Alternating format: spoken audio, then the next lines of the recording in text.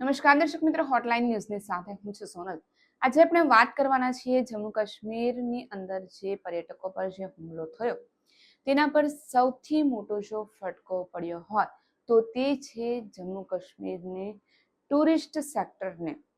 આપણા જે સમાચારોની અંદર જોઈ રહ્યા હતા કે જે હુમલો થયો ત્યારબાદના જે હોટલના બુકિંગ હતા, એરલાઇન્સના જે બુકિંગ હતા, તમામ ટ્રેનો, તમામ હોટલ એ રદ કરવામાં આવી અને હવે થોડા સમય માટે લોકો જમ્મુ કાશ્મીર જવાનું જે અત્યાર સુધી જે જમ્મુ કાશ્મીરને સૌથી વધારે ફરવા માટે લોકો પસંદ કરતા હતા તે ક્યાંક ને ક્યાંક ટાળી રહ્યા છે।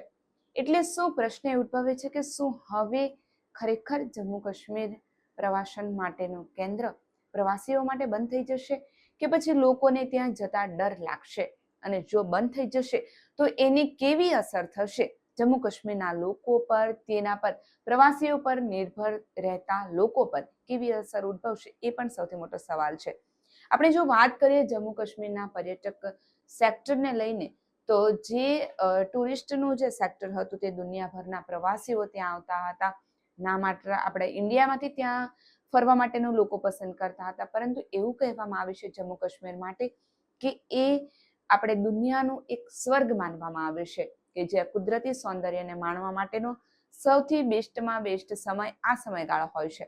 અને આ સમયગાળા દરમિયાન વરસાદની જે સિઝન, મોન્સૂનની જે સિઝન શરૂ થતી હોય છે અને ત્યાં એટલો બધો બરફ અને વરસાદ પડતો હોય છે કે ત્યાર પછી તો ત્યાં ટુરિસ્ટો માટે એ બંધ જ કરી દેવામાં આવે છે એ જગ્યા। આથી આ સમયગાળો બેસ્ટ હોય છે, પરંતુ આ સમયગાળા દરમિયાન જે આ ઘટના ઘટી ત્યારબાદ તમામ લોકોએ ત્યાં પોતાનો પ્રવાસને બંધ કરી દીધો અને પોતાનું જે બી બુકિંગ હતા, હોટલના બુકિંગ, એરલાઇન્સના બુકિંગ એ રદ કર્યા હતા।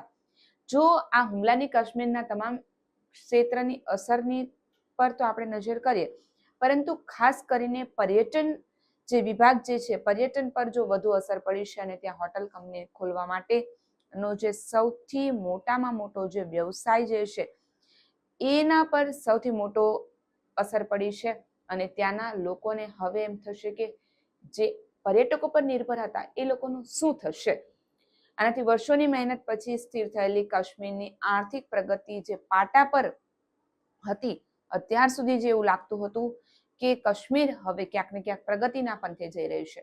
સરકાર પર પર્યટન ક્ષેત્રને વિકસાવવા માટે ઘણો બધો પ્રયત્ન કરી રહી હતી, ઘણા બધા નવા ક્ષેત્રો વિકસાવ્યા, એરલાઇન્સને વિકસાવ્યા, એર કનેક્ટિવિટીને સુંદર બનાવી અને જે કરોડોની યોજના ત્યાં મૂકી હતી પર્યટકો માટે એ હવે ક્યાંક ને ક્યાંક સ્થગિત થઈ જશે અને કાશ્મીરના લોકોની આવક પર ઊંડી અસર પડી રહી છે। અત્યાર સુધી જમ્મુ અને કાશ્મીરની આર્થિક પ્રગતિ ખૂબ જ મજબૂત હતી, પરંતુ 2024 અને 25 માટે તેનો વાસ્તવિક જીડીપીમાં ફાળો 7.6% હતો। 2001 સુધીમાં 25,000 થી 30,000 કરોડનો જે લક્ષ્યાંક હતો અને ત્યાં જો પ્રવાસીઓની જો વાત કરીએ તો 2.5 લાખ લોકો જે છે કાશ્મીરના ત્યાં સ્થાનિકો જે છે કે જે ટેક્સી પર નિર્ભર છે કે જ્યાં પર્યટકો જાય તો ત્યારબાદ જે હોટલના બુકિંગ જે છે, હોટલો સાથે જોડાયેલા છે, ટેક્સી સર્વિસ સાથે જોડાયેલા છે, હાઉસબોટ સાથે જોડાયેલા છે, હોટલ રૂમ સાથે જોડાયેલા છે, ટેક્સી સર્વિસ કરે છે, આ તમામ લોકો જે પર્યટકો પર નિર્ભર હતા, આ 2.5 લાખ લોકોની રોજગારી પર હવે સવાલ ઉઠી રહ્યા છે।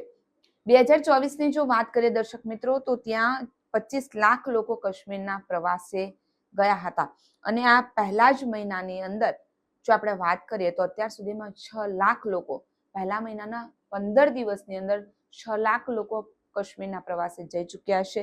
વિદેશીઓની જો આપણે વાત કરીએ તો દર વર્ષે 65,000 જેટલા વિદેશીઓ કાશ્મીરના પ્રવાસે આવતા હોય છે અને આ જે બેસ્ટમાં બેસ્ટ આ જે સિઝન પ્રવાસીઓ માટેની માનવામાં આવે છે એ હવે આ પ્રવાસીઓની સંખ્યા ઘટવાને કારણે, એ પ્રવાસ કેન્સલ થવાને કારણે જે 2.5 લાખ કાશ્મીરી સ્થાનિક લોકોની રોજગારી પર સવાલો ઊભા થયા છે।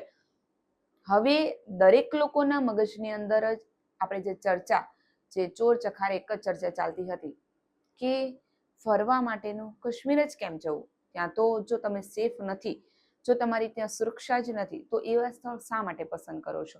અને જો હવે આવો હુમલો થયો ત્યારબાદ તો થોડા સમય માટે લોકો ત્યાં જવાનું જ ટાળી મૂકશે. તો શું હવે કાશ્મીરની ટુરિસ્ટ સેક્ટર ખતમ થઈ જશે? શું હવે પર્યટકો માટે કાશ્મીર બંધ થઈ જશે કે બંધ કરવું જોઈએ? આ અંગે તમારું શું માનવું છે અમને કમેન્ટની અંદર જરૂરથી જણાવજો. જો તમને અમારો વિડીયો ગમ્યો હોય તો લાઈક, શેર અને કમેન્ટ કરવાનું ચૂકશો નહીં. જો તમે અમને યુટ્યુબ પર જોઈ રહ્યા હોય તો અમને સબસ્ક્રાઇબ કરજો. ફેસબુક પર જોઈ રહ્યા હોય તો અમને ફોલો કરજો. આવી જ નવી વિગત સાથે આપણે ફરી મળીશું. હાલ મને રજા આપશો. નમસ્કાર.